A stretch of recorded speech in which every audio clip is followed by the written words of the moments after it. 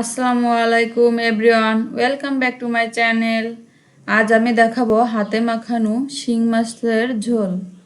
3 চা চামচ পেঁয়াজ বাটা, 1 চা চামচ রসুন বাটা, হাফ চা চামচ জিরা বাটা আর কিছু কাঁচামরিচ চিরা। ঝালটা যার যার পছন্দ অনুযায়ী, আমি একটু বেশি নিয়েছি।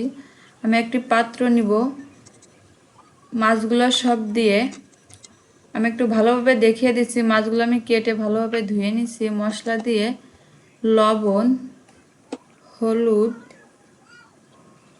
তেল দিয়ে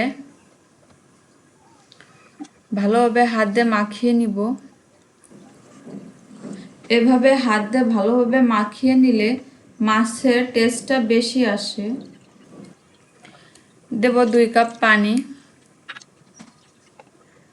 দিয়ে আমি একটি ঢাকনা দিয়ে দিব।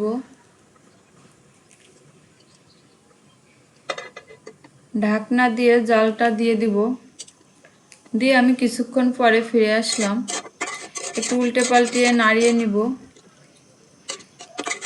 তোমরা দেখতে পাচ্ছ কালারটা কত সুন্দর আসছে।